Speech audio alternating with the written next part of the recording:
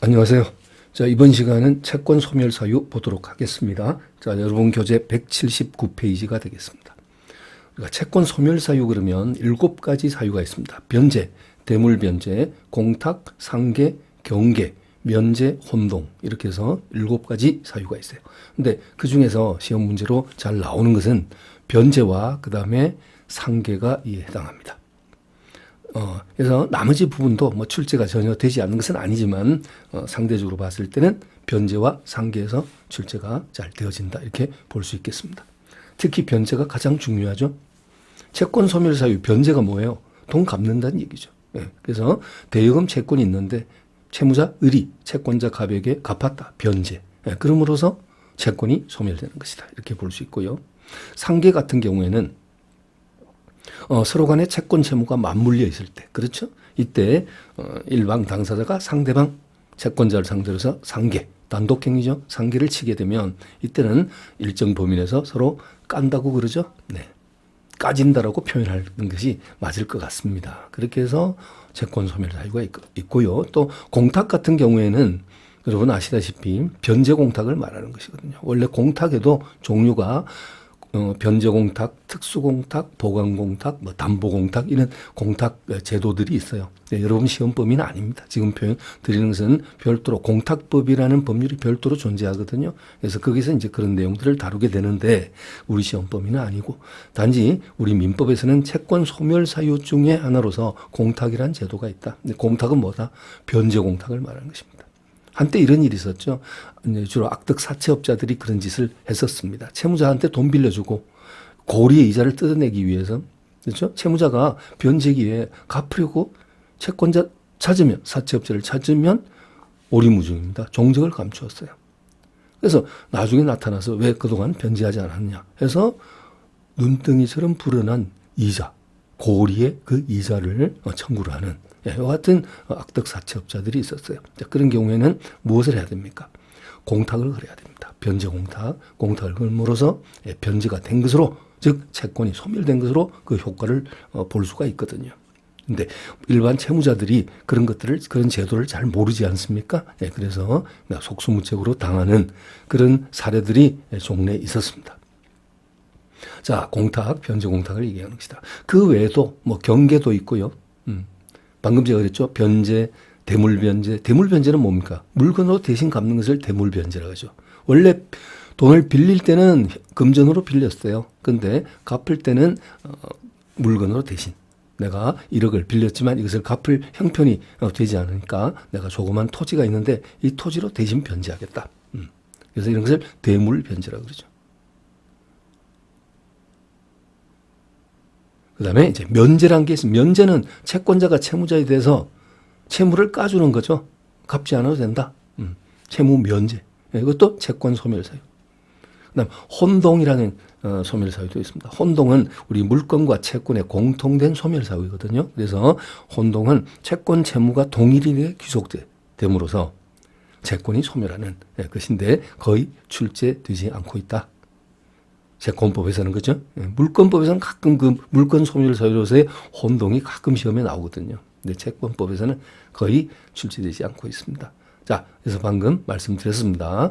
변제와 상계 이런 쪽에 조금 신경을 쓰자. 특히 변제 출제가 됩니다. 상계는 안 나올 때도 많습니다. 피해갈 때도 있지만 변제는 반드시 출제가 된다. 이렇게 보면 되겠습니다. 자, 일단 1번 지문입니다. 여러분 교재 179페이지. 1번 변제 충당에 관한 민법 476조 내지 479조의 규정은 강행 규정이다 이렇게 되어 있는데 네, 자 잠시 후에 다른 문제에서 보실 겁니다. 변제 충당이 뭐냐면요. 예를 들면 갑이 을로부터 을에 대하여라 하자고요. 갑이 채무자고 을이 채권자거든요. 근데 채무자 갑이 채권자 을에 대해서 2천만 원의 채무가 있고 또 하나는 뭐냐면 1,000만 원의 채무가 있어요. 그러니까 채무가 두 개가 있다는 거죠. A 채무는 2천만 원 원금이, B 채무는 1,000만 원의 채무가 있을 때, 근데 이 채무자 갑이 을에게 500만 원을 어느 날 갚았어요. 그러면 이것을, 이 500만 원 변제한 것을 완전 변제를 했다면 따질 필요가 없지만 일부를 변제한 거죠. 그러면 이때 이 500만 원을 A 채무 2천만 원의 원금 2천만 원에 해당되는 A 채무에서 변제로 충당할 것인지 아니면 B 채무, 즉 1,000만 원의 B 채무에서 깔 것인지 이런 문제가 발생될 수 있어요. 이것을 우리는 변제 충당의 문제라 그러거든요. 그래서 곧 여러분 진도 나가는 과정에서 확인하실 겁니다. 그런데 이 변제 충당에 관한 민법 규정은요, 강행 규정이 아니고 임의 규정입니다.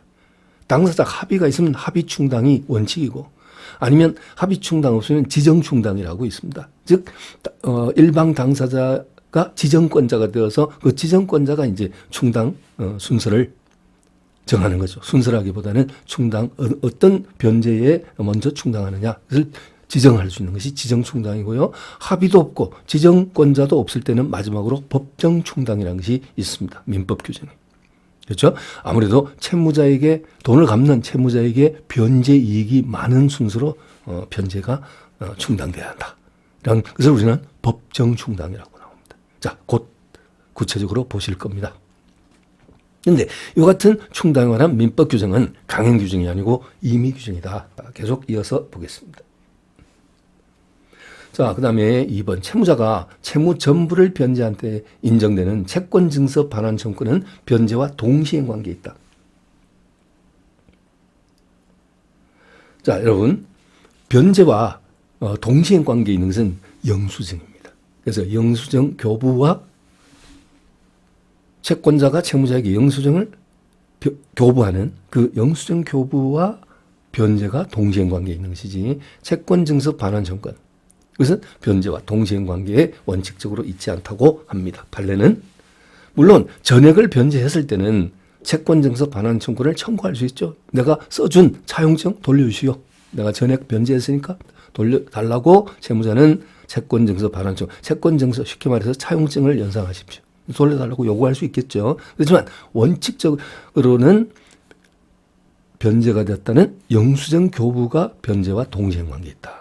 이렇게 판례는 판시하고 있습니다. 해설 참조하시기 바랍니다. 여러분 해설에 자세히 나와 있습니다. 그래서 자 이것도 틀렸고요. 자 그다음에 3번 지문에서 채권의 준점자에게 한 변제는 변제자가 선이며 과실 없음을 증명하면 채권자에 대해서 효력이 있다. 이렇게 표현하고 있는데 채권의 준점자가 어떤 사람이냐. 우리가 물건을 점유하고 있으면 점유자라 그러죠. 그렇죠? 근데 주로 물권법에서 따집니다. 근데 물건이 아닌 권리를 사실상 점유하고 있으면 그것을 준점자라고 합니다. 준점유. 네. 예를 들면 어디 갑한테 친구야 나 돈 좀 100만 원만 빌려줘. 그랬더니 갑이 나 지금 현금 가진 게 하나도 없는데 내가 이 신용카드를 줄 테니까 이걸 가지고 현금 지급기에 가서 100만 원 인출해라. 인출해서 그렇게 해서 써라. 라고 갑이 자기 친구 을에게 현금 카드를 또는 신용카드를 딱 넘겨줬을 때는요. 이때 을은 어떻게 되느냐. 채권의 준점자가 되는 겁니다. 그렇죠? 물건이 아닌 권리를 사실상 점유하고 있는 자. 그렇죠? 그러면 이 친구 을이 은행 갔어요. 또는 그 은행 ATM 기계 앞에 가서 카드를 넣고 비밀번호를 정확하게 쳤습니다. 물론 친구 갑이 알려줬겠죠. 비번을. 그래서 정확하게 비번을 치고 100만 원을 출금했습니다. 자, 은행 입장에서는 뭐가 돼요? 채무자가 되거든요. 예금주가 채권자면 은행은 채무자 아니겠습니까? 근데 이 채무자는 분명히 선의무과실로 변제를 한 거예요. 그렇죠? 카드가 기기에 들어왔죠. 위조된 카드도 아니고 정확한 진품입니다. 들어왔습니다. 또 비밀번호를 정확하게 눌렀으니까 누가? 준점자가. 그러니까 은행은 당연히 진실한 채권자라고 믿고 선이 믿은데 과실이 없었다는 거죠. 그대로 100만 원 기계에서 토해냈다는 거죠. 뭐예요? 그대로 유효한 변제가 된다. 여러분 이해하셨죠? 그래서 채권의 준점자 하면은 그런 사례를 여러분이 연상하는 것이 기억하는 데 도움이 되실 것 같습니다. 자, 오늘 3번 지문, 옳은 지문인지 판단하시죠. 채권의 준점자에게 한 변제. 자, 방금 은행이 100만 원 인출해 줬어요. 자, 그 변제는 변제자인 은행이 선의며 과실 없음을 증명하면 채권자에 대해서 효력이 있다. 네, 선의 무과실해야 되거든요. 그리고 증명 책임 채무자에게 있는 것 맞습니다. 따라서 이 3번 지문 옳은 지문이 되겠습니다. 자, 그 다음에 4번. 민법 제470조의 채권의 준점자에는 채권자의 대리인이라고 하면서 채권 행사하는 경우도 포함됩니다. 이해하시죠? 그가 진정한 대리냐? 이것은 변론으로 치더라도 일단 채권자의 대리인. 대리인으로서 예금 통장과 인장을 가지고 그 통장에 찍혀 있는 인감, 그렇죠? 이것을 가지고 은행 창구에 와서 나는 채권자 이 예금주의 대리인이다 라고 하면서 인출을 요구했다. 당연히 비번도 맞다 라고 한다면 여러분 은행 채무자 입장에서는 그대로 유효한 변제가 될 수 있다는 것입니다. 이해하셨죠? 자, 그 다음에 5번입니다. 채권자가 변제 수령을 거절하면 채무자는 공탁함으로써 채무를 면할 수 있다. 아까 제가 어떤 사채업자 사례 들은 거 기억하시죠? 방금 전에. 그렇죠? 그래서 채권자가 변제 수령을 거절한다. 또는 채권자 지체를 하고 있다. 수령 지체라 그래요. 그렇죠? 어디 있는지 알 수가 없다. 갚으려고 하는데. 자, 이때는 변제 공탁을 함으로써 채무를 면할 수 있다. 자, 이해하셨죠? 옳은 지문입니다. 6번. 착오로 변제기 이전에 변제한 자. 채무자가 아직 변제기가 도래하지 않았는데 도래한 것으로 착각을 해서 미리 갚았다는 얘기죠. 이때 그로 인해서 채권자가 얻은 이익이 있다면 반환해야 한다라는 것이죠. 그렇죠? 네, 그렇습니다. 반환할 필요가 없다 했으니까 틀린 지문이 되겠습니다.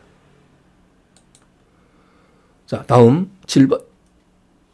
변제 충당에 관한 당사자의 특별한 합의가 없으면 이게 뭐예요? 합의 충당. 가장 1차적이죠. 원칙이죠. 그게 없으면 채무의 비용, 이자, 원본 순서. 그 채무에 들어가는 비용, 이자, 원본, 비이원의 순서로 변제 충당하였다. 암기해 두셔야 돼요. 법정 충당의 민법의 명문 규정이 있습니다. 특별한 당사자 사이에, 그러니까 변제 충당이라는 개념이 나오면 아까 설명드렸죠. 완전 변제가 아니고 일부 변제라는 것에 대한 것입니다. 예, 그렇기 때문에 이런 경우에는 일부를 갚았을 때는 무엇부터 먼저 까느냐? 법정 충당 순서에 의하면 비이원의 순서로 충당한다. 비용, 그 다음에 이자 까고 원본. 이자부터 먼저 공제하고 그 다음에 남는 것이 있으면 원본에 충당한다. 이렇게 여러분 이해하셔야 됩니다. 네, 8번. 채권의 일부에 대하여 변제자 대위가 인정되는 경우. 변제자 대위는요, 채무자의 대신해서 제3자가 변제하는 것을 변제자 대위라고 그러죠.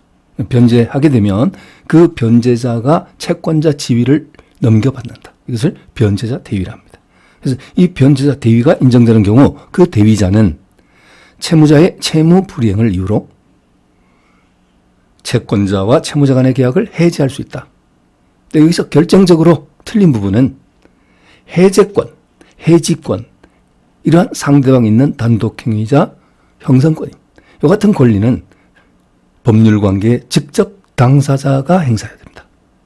취소권도 마찬가지죠. 취소권자가 행사해야 되죠. 그래서 해제, 해지, 취소, 대표적인 상대방 있는 단독행위요 형성권이죠. 그 계약에, 그 법률관계에 직접 당사자만이 행사할 수 있는 것입니다. 제3자가 아무리 채권자 지위를 넘겨받았다 하더라도 채무자의 채무 불이행을 이유로 해서 해제권을 행사하지는 못합니다. 네, 그래서 틀린 지문이 되겠습니다.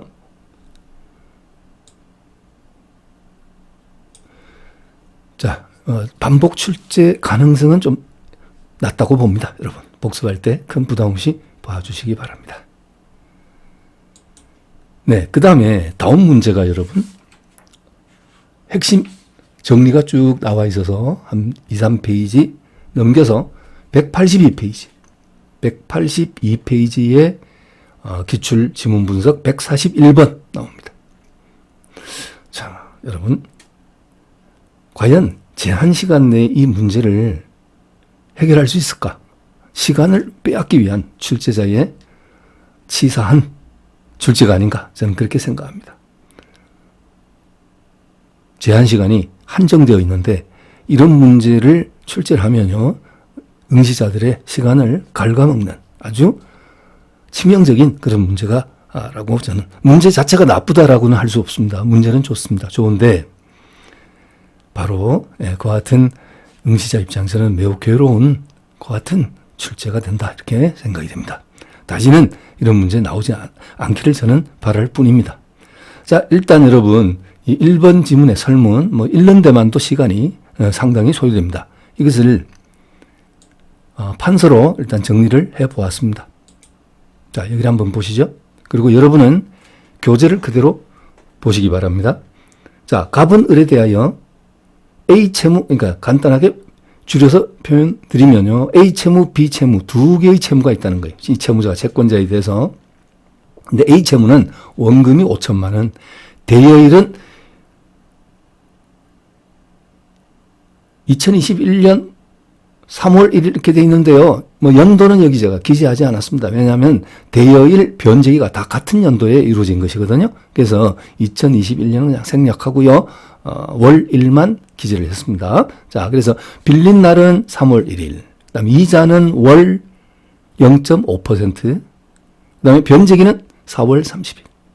그리고 또 하나의 채무가 더 있어요. 비채무는 원금은 4천만 원, 대여일은 4월 1일, 이자는 월 1%, 그리고 변제기는 5월 31일. 이렇게 부담을 하고 있다. 두 개 채무를 갑이 을에 대해서 부담하고 있다라고 하면서 박스를 만들어가지고 박스형 문제로 출제했습니다. 자, 여러분 지금 교재 보고 계시죠? 182페이지 하단입니다. 자, 기억해 보면요. 갑은 2021년 6월 5일에 5천만 원을 변제하면서 을과의 합의로 B 채무의 원본에 충당한 후 나머지는 A 채무 원본에 충당하는 수로 정할 수 있다. 어때요, 여러분? 이것은 합의 충당이라는 것입니다. 자, 이 충당, 변제 충당 순서가 가장 1차적으로 뭐라고요? 합의 충당. 당사자 합의에 간다. 그래서 여러분 방금 전에 보셨잖아요. 변제 충당이나 민법 규정은 임의 규정이다. 그래서 합의 충당이 1차. 그 다음에 합의 없으면 지정권자를 정해서 지정권자가 충당 순서를 정합니다. 그것을 지정충당. 그 다음에 합의 충당, 지정충당도 없으면 마지막으로 법률에 규정에 의한 충당, 법정충당. 잠시 후에 법정충당 순서 한번 보겠습니다. 세부적으로. 네. 좀 디테일하게 봐야 될 부분이 있거든요. 네. 그 부분 보겠습니다. 그래서 일단 1번 지문은 어때요? 옳은 지문이죠. 그러니까 갑과 을의 합의로 B 채무의 원본에 충당한 후 나머지 남는 돈이 있으면 A 채무의 원본에 충당한 수로 정할 수 있다 했으니까 전형적인 합의 충당이죠. 네, 옳은 지문입니다. 그 다음 니은 보시죠. 갑이 동년 6월 5일에 5천만 원을 변제하면서 법정 충당이 이루어지는 경우 B 채무에 보증인이 있다. A 채무는 보증인이 없는데 B 채무에는 보증인이 있답니다. 그렇다면 A 채무 변제에 먼저 충당된다 이런데 이것은 조심하십시오. 판례. 여러분 해설해 보시면요.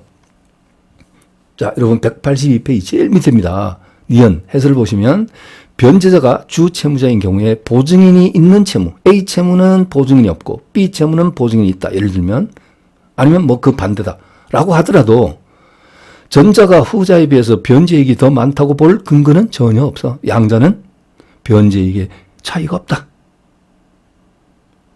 이해하셨죠? 그래서 보증인이 하나는 있고 하나는 없다. 뭐 A 채무에 보증인이 있고 B 채무에 없다. 또는 반대로 A 채무는 없는데 B 채무에 보증인이 있다.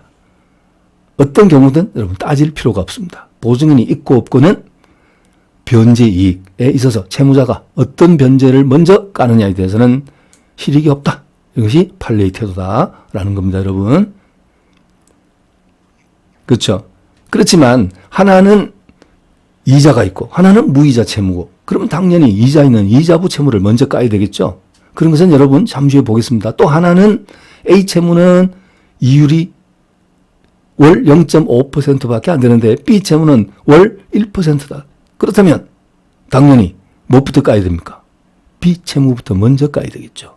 그렇죠? 고율의 이자부터 먼저 까야 채무자가 유리한 거 아니겠어요? 여러분 이해하셨죠? 그래서 그 순서를 곧 한번 보겠다고 하는 겁니다. 핵심 정리해서. 자, 그래서 일단 문제 지금 니은 부분 어때요? 틀렸습니다. 디귿입니다. 갑이 동년 5월 3일에 5천만 원을 변제하면서 법정 충당이 이루어지는 경우 B 채무에 먼저 충당된다. 자, 여러분 하나는 A 채무는 4월 30날이 변제기입니다. 이미 변제기 지났어요, 지금. 5월 3일 기준으로 보면요. B 채무는 아직 변제기가 도래하지 않았습니다. 그러면 변제기가 도래한 것과 도래하지 않은 것이 있으면 뭐부터 갚아야 돼요? 변제기가 도래한 것부터 갚아야지. 그렇지 않으면 집행당할 수도 있잖아요, 여러분. 뭐 지체 책임을 물을 수 있잖아, 채권자 입장에서는. 그렇죠? 그러니까 별도로 손해배상 책임까지 져야 되는 상황이 생길 수 있으니까 채무자 입장에서는 당연히 변제기가 도래한 채무부터 먼저 까야 돼요. 그래서 지그시 틀렸습니다. B 채무 먼저가 아니고 A 채무에 먼저 변제해야 되죠. 이자 보고 헷갈리면 안 돼요. 이자는 뭐가 상대적으로 고율이에요? B 채무가 고율이죠. 근데 지금 여기 A 채무가 먼저 변제기가 4월 30날 먼저 도래했다. 지금 며칠 지났다는 거예요. 그죠? 그것이 먼저 인식이 돼야 됩니다. 자, 그다음에 리얼입니다. 갑이 2021년 4월 28일에 5천만 원을 변제하면서 법정 충당이 이루어지는 경우, 그러면 합의도 없고 지정권자도 없고, 그래서 마지막에 법정 충당이 이루어지는 경우 B 채무에 먼저 충당된다. 어때요? B 채무는 상대적으로 A 채무에 비해서 이자가 고율입니다. 2배네요. 그죠? 월 0.5%가 A 채무면 B 채무는 월 1%입니다. 그러니까 고율의 이자부터 먼저 까야 된다는 거예요. 그래서 이것을 여러분이 이해를 해 주시기 바랍니다. 그래서 옳은 지문은 기억과 리얼 2번 정답입니다. 자, 여러분 문제 확인하셨죠? 자, 여러분 교재가 있으니까 자, 지금 이 문제죠. 182페이지. 자, 여기 이 문제입니다. 기억과 리얼이 옳고 정답 2번 정답이었어요. 자, 그리고요. 그럼 제가 핵심 핵심 이론을 잘 정리해 두었지 않습니까? 여러분 교재에. 그래서 중요한 것들만 집중적으로 압축해 가지고 정리해 두었으니까 교재를 꼭 문제만 보지 마시고 핵심 이론도 중시해 주시기 바랍니다. 네. 그래서 여기 자, 합의 충당 나오죠, 여러분. 합의 충당, 그다음에 지정 충당, 충당 순서. 그다음에 보시면요. 법정 충당 이렇게 나오죠. 근데 법정 충당에서 가장 출제가 잘 되죠. 세부적으로. 그래서 여기 보시면 당사자에 의한 지정 변제 충당이 없을 때, 그러니까 합의도 없고 지정도 없고 이럴 때는 법정 충당이 이루어지는데 이 법정 충당 순서는 다음과 같다. 자, 1번. 이행기가 도래한 것과 도래하지 않은 것이 있으면 뭐부터? 먼저 변제기 도래한 것. 아까 그 문제에서 여러분 디귿 지문이었어요. 그 다음에 두 번째, 변제이익이 많은 것. 아직 둘 다 이행기가 도래하지 않았다. A, B 두 채무 모두 이행기가 도래하지 않았다면 이때는 채무자 입장에서 변제이익이 큰 것부터 해야 돼. 그래서 하나는 A 채무는 이자가 없고 B 채무는 이자가 붙었고, 그럼 B 채무부터 먼저. 그리고 A 채무는 0.5, B 채무는 1% 월. 아까 보셨죠, 그죠? 그러면 고이율의 이자부터. 그다음 하나는 저당 설정되어 있는 채무고 하나는 저당권 없는 무담보 채무면 담보가 붙은 채무부터 먼저 변제. 그래야지 저당 설정을 해준 물상보증인의 보호 필요성이 있지 않습니까? 자, 그 다음에 3번입니다. 이행기가 먼저 도래한 것 또는 먼저 도래할 것. 그러니까 1, 2번의 실익이, 구별 실익이 없으면 3번은 뭡니까? 두 A, B 두 채무 중에 먼저 변제가 도래할 날짜 보고 먼저 도래할 것.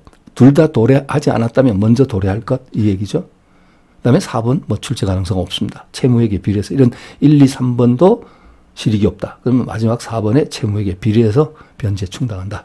그리고 밑에 자세한 또 방금 제가 표현 드린 설명 밑에 나와 있죠.